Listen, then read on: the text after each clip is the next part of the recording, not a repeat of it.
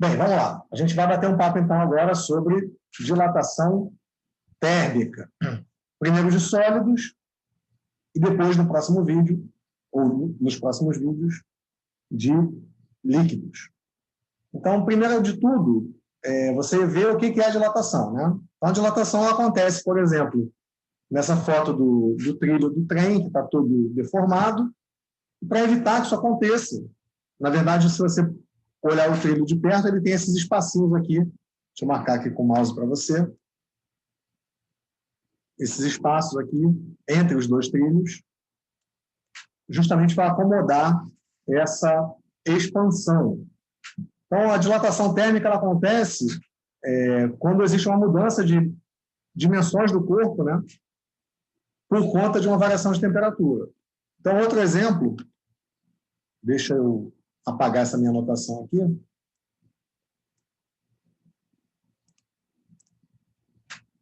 Outro exemplo, esse vídeo aqui eu vou colocar para vocês como sugestão no canal no YouTube, mas observa aqui, isso aqui é um exemplo de aplicação da dilatação térmica, né? Então o metal está mudando de tamanho,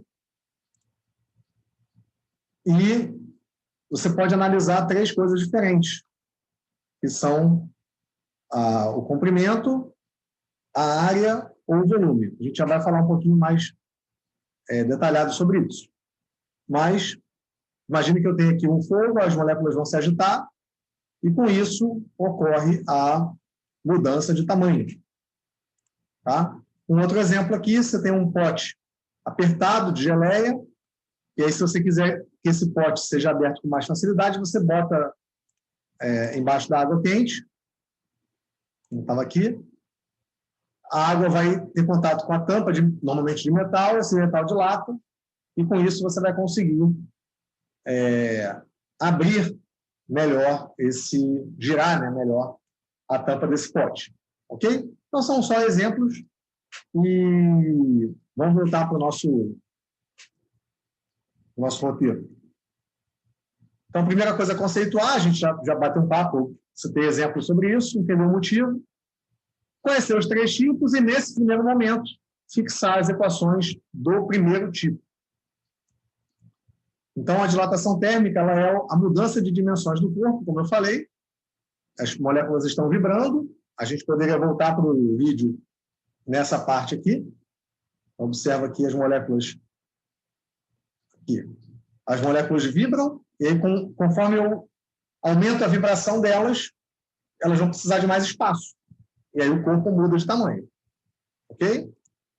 Então, acontece por conta da agitação das moléculas que mudam. Tranquilo? Que aumenta caso você aqueça e diminui caso você resfrie o corpo. E quais são os três tipos? Linear, quando eu só pensar no comprimento. A gente tinha visto esses três tipos aqui no vídeo. Cadê? Aqui no vídeo a gente já tinha visto, né? Comprimento, área e volume. Mas voltando, quando eu pensar só no comprimento, só em uma dimensão, é uma dilatação linear. Quando eu penso em duas dimensões, é uma dilatação superficial. E quando eu penso nas três dimensões, é uma dilatação volumétrica. Começando pela linear, que é mais fácil. Eu tenho uma barra de comprimento L0 e ela passa a ter o comprimento L. Observe o seguinte, L é a variável que a gente usa para comprimento.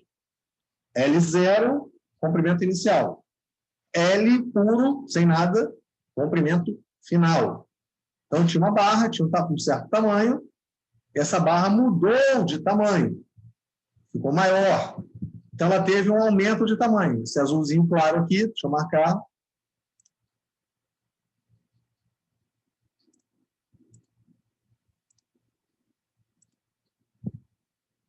É um aumento de tamanho.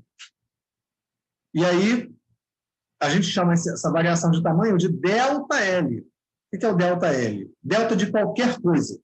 É o final menos o inicial. Então, o delta do comprimento é comprimento final menos comprimento inicial. Beleza? E aí a gente tem, então, o ΔL, que é o quanto aumenta, depende do tamanho inicial. Quanto maior for a barra, mais fácil vai ser para ela ganhar um pouquinho de tamanho. Então, você pensa numa barra de 1 metro. Ela pode ganhar 1 milímetro quando ela esquenta. Se eu pensar numa barra que tem 10 milímetros, para ela ganhar 1 milímetro, são 10%, é muito mais difícil.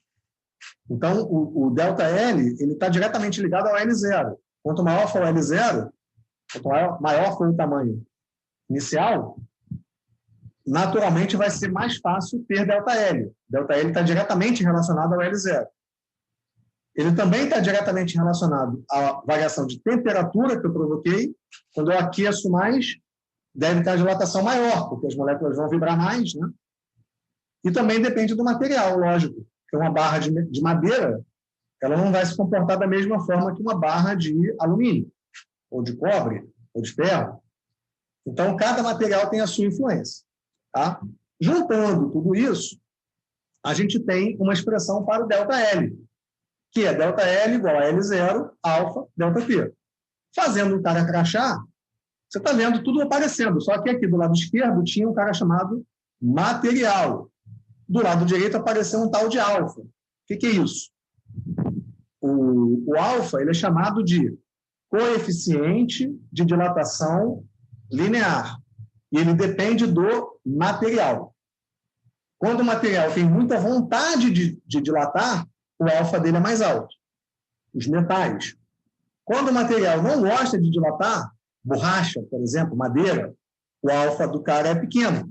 Tá bom? Então, o coeficiente de dilatação linear é o alfa. Depende do material. Ok? Feito isso, a gente sabe que deixa eu apagar aqui o destaque. ΔL, então, foi calculado, definido como L0 alfa ΔT, e eu sei que ΔL é igual a L menos L0, é final menos inicial. Junto as duas coisas, eu vou, então, igualar os dois lados direitos das duas equações, eu vou ter, então, uma expressão para o L. Então, observa, você tem duas expressões diferentes. Uma para o ΔL, uma para o L.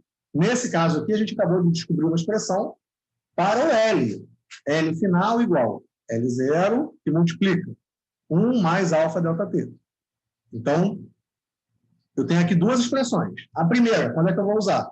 Quando eu quiser escrever o quanto a barra mudou de tamanho, quanto que a barra aumentou ou diminuiu de tamanho. A segunda, quando é que eu vou usar? Quando eu quiser escrever o tamanho final dessa barra. Ok? O tamanho final é o L. A variação de tamanho é o ΔL. Beleza? Então, essas são as duas equações para você gravar de dilatação linear.